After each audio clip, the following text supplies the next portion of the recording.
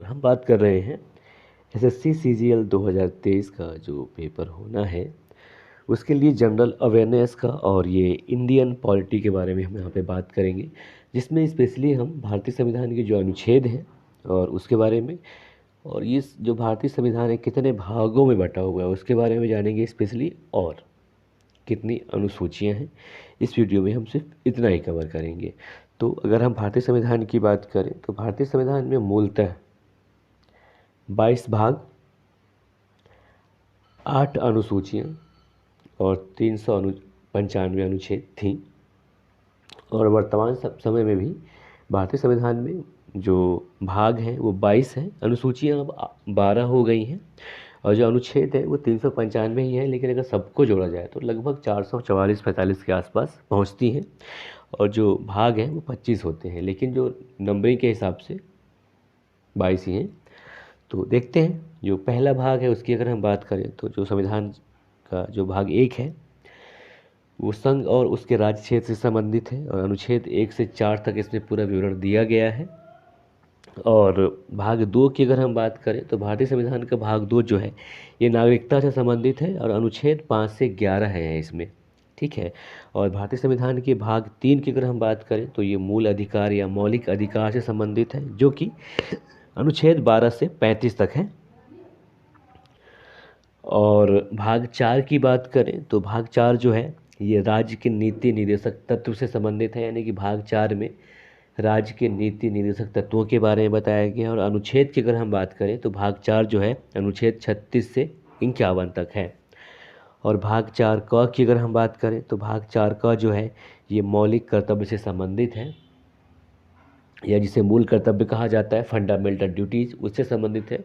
और अनुच्छेद 51 का इसमें जुड़ा हुआ है।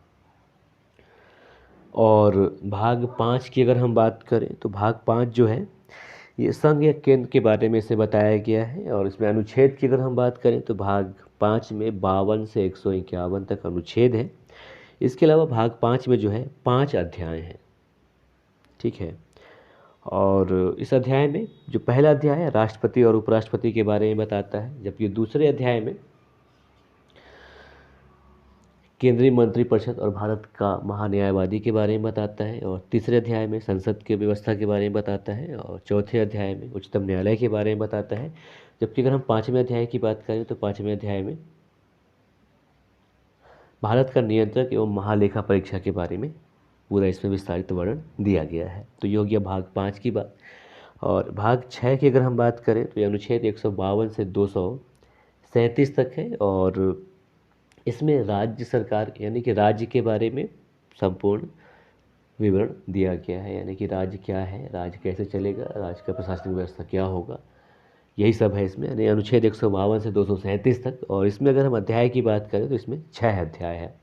पहले अध्याय में राज्यपाल के बारे में बताया गया है और दूसरे अध्याय में राज्य मंत्रिपरिषद और महाधिवक्ता के बारे में बताया गया है। जबकि तीसरे अध्याय में राज्य का विधानमंडल के बारे में बताया गया है। और जो चौथा अध्याय है उसमें उच्च न्यायालय के बारे में बताया गया है। और जो पाँचवा अध्याय है उसमें अधीनस्थ न्यायालय के बारे में बताया गया है।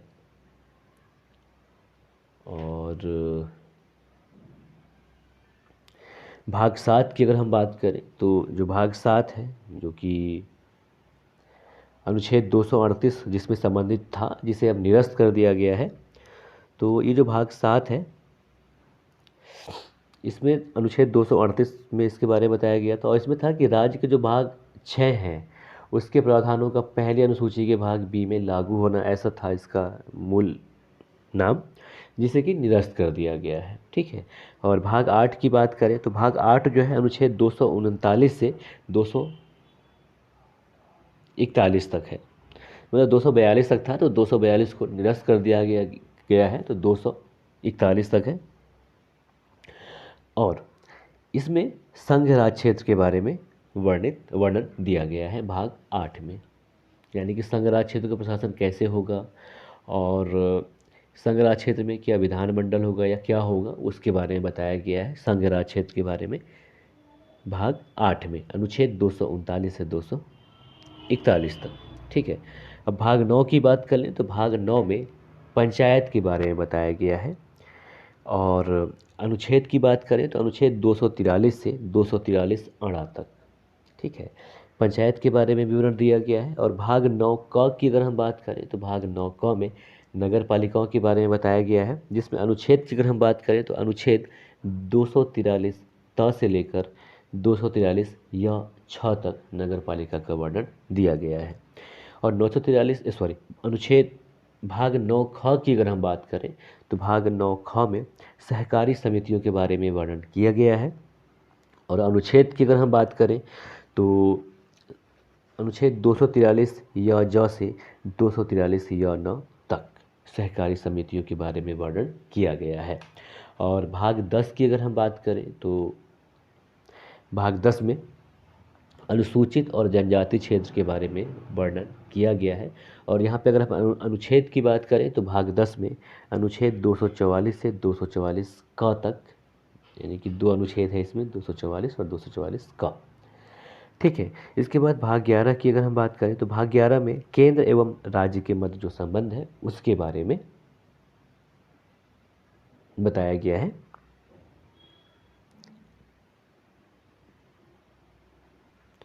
यानी कि जो भारतीय संविधान का भाग 11 है, ये केंद्र और राज्यों के बीच जो संबंध है उसके बारे में वर्णन करता है। और इसमें 2 अध्याय हैं। जो पहला अध्याय है ये संघ और राज्यों के बीच जो विधायिका संबंध है उसके बारे में वर्णन करता है, अनुच्छेद 245 से 255 तक। और इनके बीच जो, यानी कि संघ और राज्य के बीच जो प्रशासनिक संबंध है उनके बारे में दूसरे अध्याय में बताया गया है। और ये अनुच्छेद 256 से 263 तक है, ठीक है। तो भाग 11 में अनुच्छेद 245 से 263 तक 2 अध्याय में ये विभाजित है। और भाग 12 की अगर हम बात कर लें तो भाग 12 जो है ये संघ एवं राज्य के बीच जो वित्तीय संबंध है या वित्त संपत्ति संविदाएं और जो वाद है इनके बारे में वर्णन किया गया है भाग 12 में। और इसमें 4 अध्याय हैं। इसके अलावा अनुच्छेद की अगर हम बात करें तो इसमें अनुच्छेद 264 से 300 तक है भाग 12 में। और 4 अध्याय हैं जिसमें पहले अध्याय में संघ राज्य वित्तीय संबंध के बारे में चर्चा करता है। इसके बाद दूसरे अध्याय में प्रकीर्ण दिया हुआ है, जबकि जो तीसरा अध्याय है उसमें संपत्ति संविदाएं अधिकार दायित्व ये सब बताता है। और चौथे अध्याय की अगर हम बात करें तो चौथे अध्याय में संपत्ति के अधिकार के बारे में बताया गया है। तो असल में ये जो अनुच्छेद है 264 से 300 क तक है, ठीक है। तो जो 300 क है ये मतलब जो संपत्ति का अधिकार है ये पहले विधिक अधिकार था, इसको मूल अधिकार बना दिया गया है भाग 12 में, ठीक है। और भाग 13 की अगर हम बात करें तो भाग 13 जो है ये भारत के राज्य क्षेत्र के भीतर व्यापार करने, वाणिज्य और समागम से संबंधित है, उसके बारे में वर्णन करता है ये। इसके अलावा अनुच्छेद की बात करें तो अनुच्छेद 301 से 307 तक है भाग 13 में। और भाग 14 की बात करें तो भाग 14 जो है ये संघ और राज्यों के अधीन जो सेवाएं हैं उनके बारे में इसे वर्णन किया गया है। और अनुच्छेद की बात करें तो अनुच्छेद 308 से 323 तक है इसमें अनुच्छेद। और इसमें 2 अध्याय हैं। पहला अध्याय जो है वो सेवाओं के बारे में है और जो दूसरा अध्याय है वो लोक सेवा आयोग के बारे में है। तो इस लोक सेवा आयोग में संघ लोक सेवा आयोग, राज्य लोक सेवा आयोग दोनों शामिल है, ठीक है।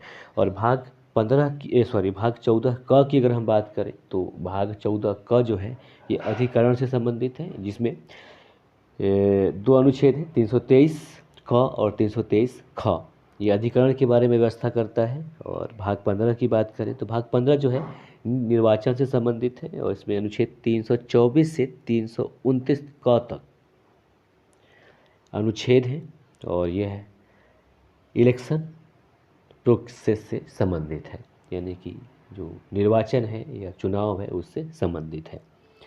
और भाग 16 की बात करें तो भाग 16 जो है ये अनुच्छेद 303 से 342 तक है। इसमें कुछ वर्गों के बारे में जो विशेष उपबंध बताए गए हैं उससे संबंधित अनुच्छेद है इसमें टोटल भाग 16 में। और इसमें अनुच्छेद जो है वो 330 से 342 तक है। जबकि अगर हम 17वें भाग की बात करें तो जो भाग 17वां है हमारा संविधान का, वो राजभाषा है, जो कि अनुच्छेद 343 से 351 तक है। और इसमें राजभाषा के बारे में वर्णन किया गया है और इसमें कुल 4 अध्याय हैं। तो जो पहला अध्याय है वो बताता है संघ की भाषा क्या है। दूसरा अध्याय है जो वो बताता है कि प्रादेशिक भाषाएं क्या होंगी। और तीसरा अध्याय है ये उच्चतम न्यायालय, उच्च न्यायालय की भाषा के बारे में बताता है। और जो चौथा अध्याय है वो कुछ विशेष निर्देश देता है। ठीक है। और भाग 18 जो है ये आपात उपबंध से संबंधित है। अनुच्छेद 352 से लेकर 360 तक जो है आपात उपबंध के बारे में बताया गया है। और भाग 19 जो है ये प्रकीर्ण है, यानी कि कुछ ऐसे चीज़ है कि भाई जो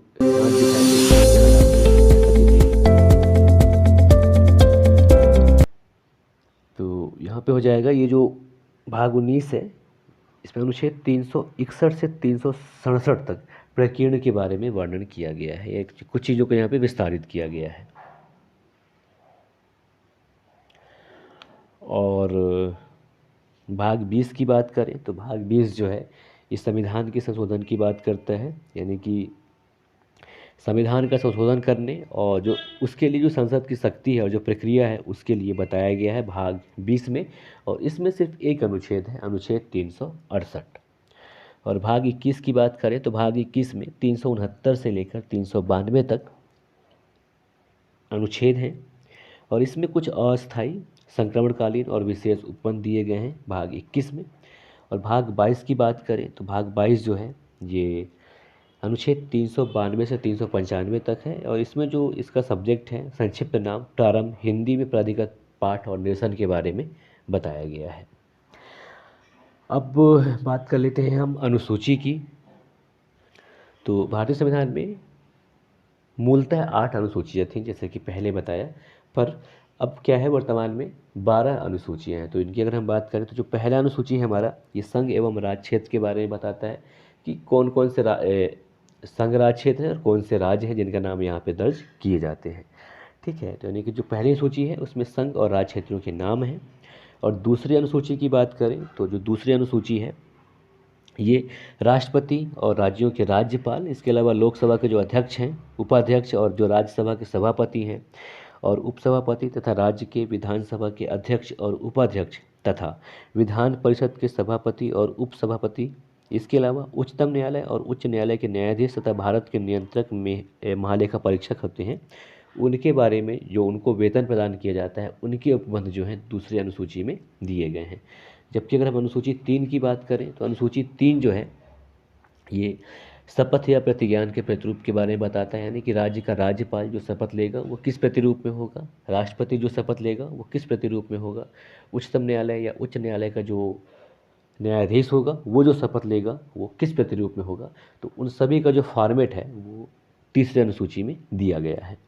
जबकि अनुसूची 4 की बात करें तो अनुसूची 4 में जो राज्यसभा में जो सीट हैं उनके आरक्षण के बारे में या उनका जो आवंटन है, सॉरी नॉट आरक्षण, आवंटन के बारे में बताया गया है। और जो 5वीं अनुसूची है अगर हम उसकी बात करें तो 5वीं अनुसूची में अनुसूचित क्षेत्र और जो अनुसूचित जनजातियां हैं उनके प्रशासन और नियंत्रण के बारे में उपबंध दिए गए हैं।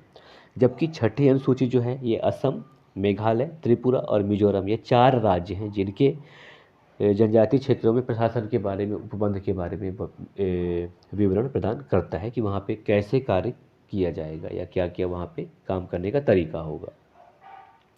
तो जो 6वीं अनुसूची है वो 4 राज्यों से संबंधित है, असम, मेघालय, त्रिपुरा और मिजोरम। ठीक है। और अनुसूची 7 है तो अनुसूची 7वीं सूची की बात करें तो इसमें 3 सूची है। पहला संघ सूची, दूसरा राज्य सूची, तीसरी समवर्ती सूची। तो ये जो संघ सूची है ये ऐसे विषय हैं इसमें कि जिसमें सिर्फ केंद्र सरकार नियम बना सकता है। और दूसरा जो है राज्य सूची, तो राज्य सरकार नियम बना सकता है। समवर्ती पे क्या है, दोनों बना सकते हैं कानून, केंद्र भी और राज्य भी। होता ये है कि एक ही विषय पर अगर केंद्र और राज्य दोनों सरकार ने नियम बनाया है तो केंद्र सरकार को जो नियम है वो प्रभावी होता है। और अनुसूची 8 की बात कर लें तो अनुसूची 8 में जो है भारतीय भाषाएं शामिल हैं। ठीक है। और वर्तमान में अनुसूची 8 में 22 भाषाएं हैं। ठीक है। और इसके बाद जो 9वीं अनुसूची है वो इसमें ऐसे विषय रखे गए हैं जिनकी की संवैधानिकता को प्रश्नगत नहीं किया जा सकता था, हालांकि अब किया जा सकता है ना। और यानी कुछ कुछ जो सन 1970-80 के आसपास के बाद की जो बात चीज़ हैं उनको प्रश्नगत किया जा सकता है, लेकिन उससे पहले जो नहीं बने थे उनको न्यायालय में इनकी संवैधानिकता को चुनौती नहीं दी जा सकती थी। ठीक है। और अनुसूची 10 की अगर हम बात करें तो जो 10वीं अनुसूची है ये दल परिवर्तन के आधार पर जो निर्भरता के बारे में उपबंध किए गए हैं उसके बारे में बताता है ये। और जो 11वीं अनुसूची है वो ग्राम पंचायत से संबंधित है, और 12वीं अनुसूची जो है ये नगर निगम से संबंधित है। तो 11वीं अनुसूची की थोड़ी सी बात कर लें तो 11वीं अनुसूची जो कि ग्राम पंचायत से संबंधित है, इसमें कुल 29 विषय रखे गए हैं, जबकि जो 12वीं अनुसूची जो कि नगर निगम से संबंधित है इसमें 18 विषय रखे गए हैं। ठीक है। तो ये था आपके लिए भारतीय संविधान पर आधारित संक्षिप्त जानकारी। नमस्कार, जय हिंद।